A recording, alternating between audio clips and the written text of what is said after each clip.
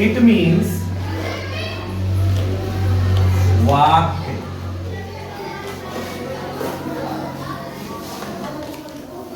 इससे पहले कि मैं आपको सेंटेंस के बारे में बताऊं, आपको इसकी परिभाषा जान लेनी जरूरी है।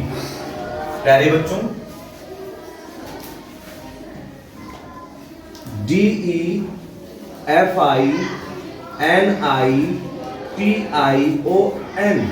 डेफिनिशन। डेफिनिशन मीन्स परिभाषा।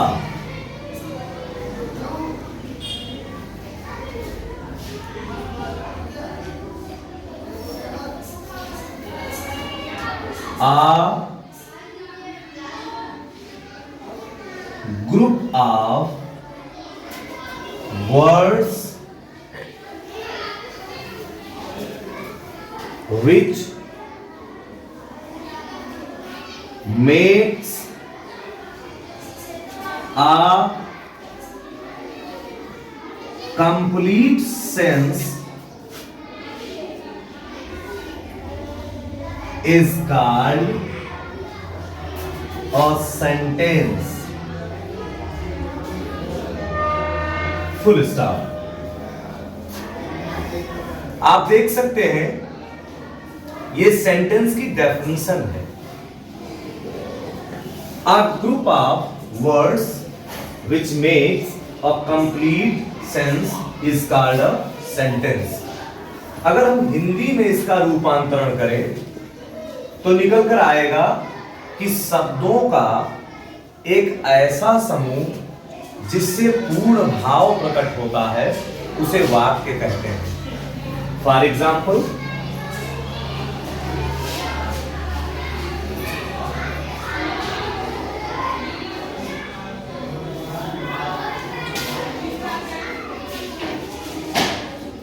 राम इज अ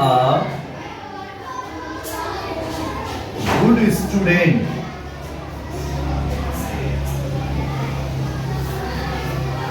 आप देख पा रहे हैं according to this definition you look this sentence, so both are same. This sentence is showing that I am really a sentence. ये वाक्य इस चीज को दिखा रहा है कि मैं वाक्य हूं, मुझमें वाक्य होने के सारे कंडीशन लागू हैं। पहली चीज, मेरे पास शब्दों के समूह हैं। दूसरी चीज, इन शब्द समूहों के साथ मैं क्रम से लिखा भी गया हूं। कब क्या लिखा जाना एक वाक्य के लिए आवश्यक है वो आपको इसमें दिखाई पड़ रहा है। राम जो कि इसमें सब्जेक्ट है, इज जो इसमें हेल्पिंग वर्ब है, आ जो आर्टिकल है, गुड जो एडजेक्टिव है और स्टूडेंट जो ऑब्जेक्ट है। अब बात ये करना है ये कौन सा ऑब्जेक्ट है। अगर हम कंप्लीमेंट की दृष्टि से बात करें तो ये सब्जेक्ट कंप्लीमेंट है। सब्जेक्ट कंप्लीमेंट क्यों है? क्योंकि राम ही स्टूडेंट है।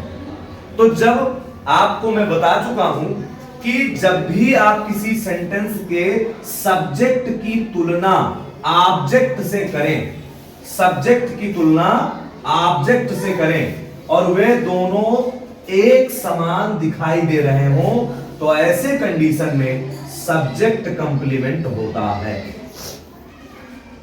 सब्जेक्ट कंप्लीमेंट होता है, यानी ये कर्ता पूरक वाक्य है। इसमें आप इसे ऑब्जेक्ट नहीं कह सकते। क्या नहीं कह सकते? ऑब्जेक्ट नहीं कह सकते। तो ये राम ही विद्यार्थी है। अब आप इस बात से समझ गए होंगे कि एक सेंटेंस होने के लिए शब्दों का समूह भी हो, फिर वह एक क्रम में लिखा हुआ हो, फिर उसमें पूर्ण भाव हो, तब जाकर वह एक वाक्य होता है। अब हम आगे चलेंगे, इसके प्रकार के बारे में बात करेंगे। तो आइए चलते हैं, इसके प्रकार के बारे में बात करते हैं।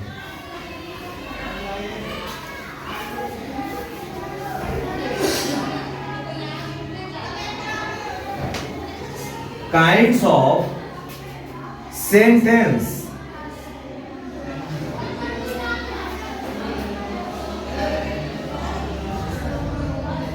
वाक्य के प्रकार, आप इसे प्रकार भी कह सकते हैं अथवा भेद भी कह सकते हैं। भेद और प्रकार में कोई अंतर नहीं है, ये दोनों समानार्थी शब्द हैं। समानार्थी से हमारा अर्थ है पर्यायवाची से। अब हम बात करेंगे कि मूलतः अंग्रेजी व्याकरण में कितने प्रकार के सेंटेंस होते हैं। So there are 5 kinds of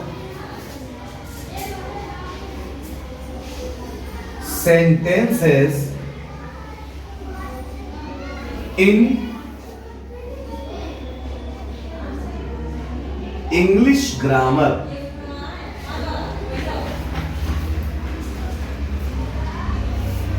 अंग्रेजी व्याकरण में 5 प्रकार के वाक्य होते हैं। पहला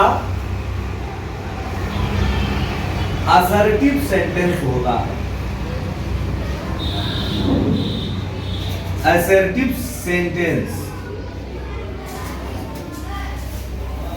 इसी को कुछ लोग पॉजिटिव सेंटेंस कहते हैं, कुछ इसी को अफर्मेटिव सेंटेंस कहते हैं और कुछ इसी को डिक्लेरेटिव सेंटेंस भी कहते हैं।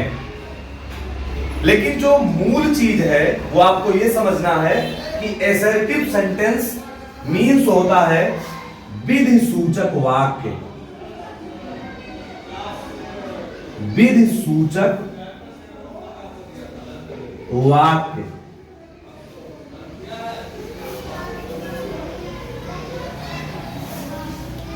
इसके अंतर्गत आता है अफर्मेटिव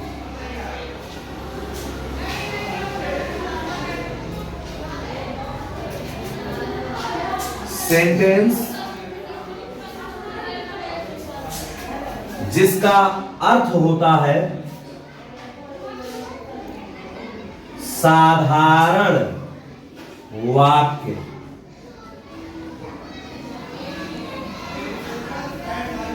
इसके अंतर्गत आता है दूसरा negative sentence. Negative sentence, negative sentence means होता है नकारात्मक वाक्य।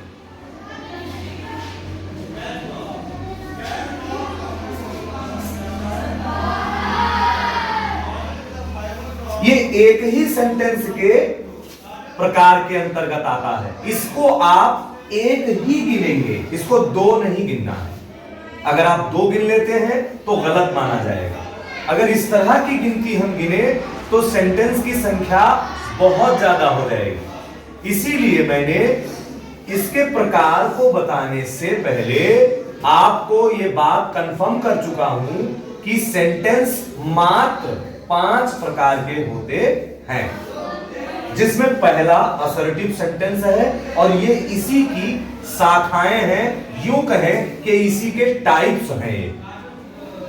अफर्मेटिव सेंटेंस से हमको पता चलता है कि किसी वाक्य में कोई सूचना सकारात्मक रूप से प्राप्त हो रही है, जबकि ठीक उसी के सामने नेगेटिव सेंटेंस से हमें यह ज्ञात होता है कि कोई सूचना नकारात्मक है, अर्थात सही नहीं है। अगर हम इसके एग्जांपल्स की बात करें तो अफर्मेटिव सेंटेंस में हम बात करेंगे तो हो जाएगा कि Mahesh is a good teacher, अर्थात महेश एक अच्छा शिक्षक है। इस वाक्य से हमें महेश के शिक्षक होने का पता चलता है, तो यह सेंटेंस अफर्मेटिव हो जाता है। अब अगर हम बात करें Mahesh is not a good businessman,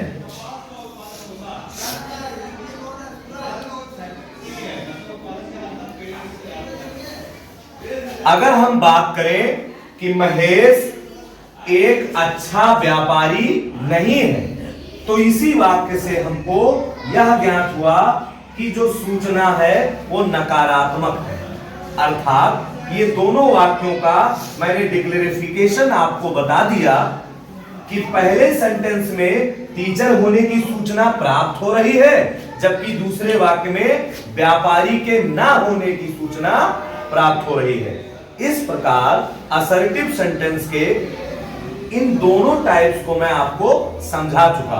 अब मेरे और वीडियोस को अगर आप देखना चाहें, इसके अन्य प्रकार को अगर आप देखना चाहें, तो मिलते हैं अगले वीडियो में। तब तक के लिए धन्यवाद। Thank you, all the best. आप सभी से निवेदन है कि हमारा चैनल लाइक करें, सब्सक्राइब करें और शेयर करें, और कमेंट में गुड मॉर्निंग या गुड आफ्टरनून या गुड इवनिंग लिखना ना भूलें। धन्यवाद।